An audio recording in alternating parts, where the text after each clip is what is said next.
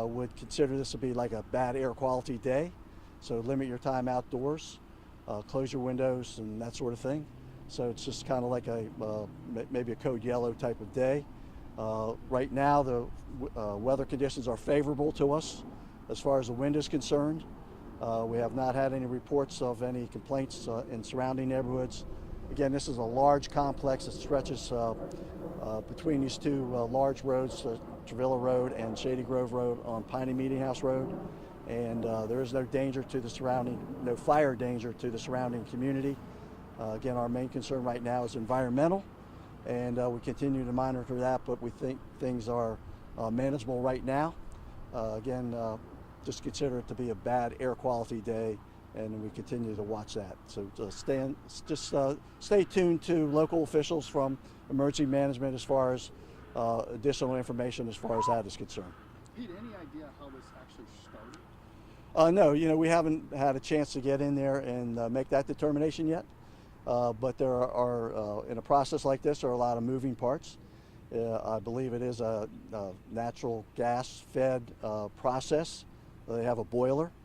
I believe probably melts the asphalt to its liquid stage, so likely something in that process was engaged in fire. But the exact cause of the fire is not yet determined. We're still containing the fire right now. It's still burning. And you said 3 liquid asphalt tanks are the ones that are on fire? Yeah, the best, to my knowledge, there's 3 large tanks. 2 of them are liquid asphalt. One is basically used motor oil. But they are very large tanks, stationary tanks, not tanker trucks, but stationary tanks that are in the close proximity to this large quarry type operation. And is liquid asphalt flammable? I know obviously the oil is, but... Yeah, it's a petroleum product or byproduct. So, and from a firefighting perspective, you can't put it out with water. We'd have to use some other extinguishing agent, which we have here. But and water control and quality is not a real concern right here. This is a very large complex. They have their own water system in place, water sources, ponds and so forth. So we have access to those, and we don't have any runoff that we're concerned with right now. But again, our main concern environmentally is the air. Now, you just said that the wind is your friend right now, but I'm trying to think environmentally, if it's blowing into neighborhoods, how is that advantageous to people? Well, I'd say it's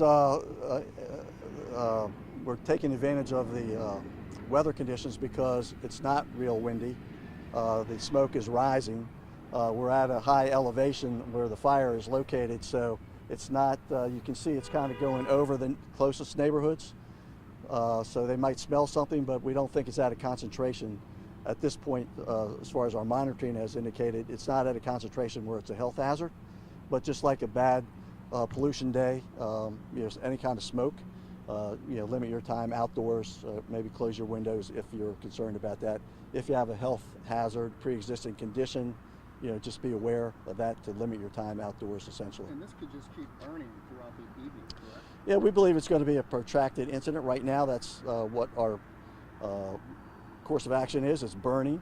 We have a plan A, B, and C, some contingency plans in place to, right now we're working with the facility management to do our risk assessment on that and go forward for the best course of action. But right now it is still burning. The fire is contained. It's not going anywhere. There's no immediate danger to the surrounding community or surrounding workers or things of that nature. So, we're doing some risk assessment as we speak. How many people were in the place when this happened? It's a very large industrial complex. I don't know. Okay. Was anyone hurt? No injuries. They obviously have an emergency procedures in place. They were all followed, again, due to the fact that there were no injuries. But a very large complex, a lot of large vehicles. They have, fire protection systems in place here that we are, accessing in the source of water, essentially. But right now, there were no injuries, and we hope that remains to be the case. Was anyone near the tanks at the time? I'm not that familiar with that exactly processing, but there is for lack of a better phrase, there were some buildings, mini factory, I guess, conveyor belts, Again, I don't know the exact process, but there, I assume were people, it's probably largely automated, but there probably are some people involved, but again, there were no injuries. Was it an explosion or was it like a slow burn where it just then sparked? When we got here, it was burning. I had heard no reports of any explosion. We had a report of a tank on fire, was the initial call. And when you mention, as far as air quality, I think you had mentioned yellow. Can you kind of explain what that means, or? Yeah, basically that is not a high level alert. So just a kind of an awareness. Limit your time outdoors. If you have pre-existing conditions, pay special attention to, and typically pollution, smoke affects older people, people with pre-existing conditions, younger children are more susceptible. So just to be mindful of that. But we are monitoring that. Certainly if you have, if any of our community has any concern with the smoke or any other thing, we ask them to give us a call 911, and we'll come evaluate the situation then. But right now our Office of Emergency Management is monitoring the air quality, is our main concern for the surrounding community. There is no danger, hazard as far as fire or explosion. That situation is contained. And if you can clarify the actual firefighting, because I think you said for at least 2, if not all 3, you can't use water, correct? If you can clarify that, and is there a concern that you'll run out of whatever material it is used to fight those fires? No, we don't have any concerns. We have plenty of resources to deal with the situation at hand. But typically, as in any petroleum, like gasoline fire, you can use water to put out the combustibles that catch on fire as a result of the gasoline, but typically you use foam is the most common product to extinguish a fire with involving a petroleum product. And that's on all 3 that you're using? Yeah, it's used motor oil and 2 liquid asphalt tanks. What can you tell us about this company, Holcim? I believe that's the name of the company. I saw on the sign around the corner. What can you tell us about this company and what they do? Who? What's the company? Where the fire is. I looked at the sign there around the corner. It said Holcim. I'm assuming that's the name of it. Yeah, it's a large industrial complex. I'm sure there's some other operations going on there.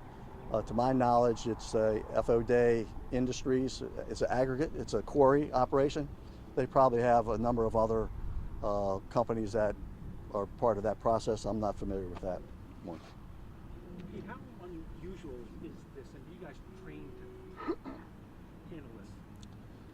Yeah, well, our main concern with any kind of fire or hazardous condition is, property or life safety is our main concern, number one, and property damage. So none of that is really a concern right now. The fire is contained. It's in an area that it's not going anywhere. It's a big fire. Obviously, it's burning, but it's contained as far as we're concerned. So we have a couple different.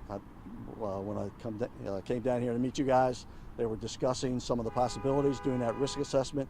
What is the best way going forward? Again, we have assistance of not only our hazmat team, but Maryland Department of Environment. Obviously, there's environmental issues to be aware of. So all that's being considered right now, but there is no immediate danger right now. All the workers have been evacuated from the immediate area, which weren't very many. It's a very large complex, so there's nothing nearby that's going to burn or explode as a result. Our main concern is environmental with the smoke in the surrounding communities, but that doesn't seem to be a high-level concern right now based on the air monitoring that we've done. And timeline, it's hard to say, but can we expect to see smoke the next several hours? I would say so, yes. It's will likely be a protracted incident. Again, we're still doing that risk assessment. So if we are able to extinguish the fire, maybe not so long, but even if that was the case, it would take a while for us to get set up. So even in that case, it would be a couple hours. Okay. Thank you. Yeah, Thank you. what time did it start again? So 11:45 about. That was the time when the first fireman came here. Yeah.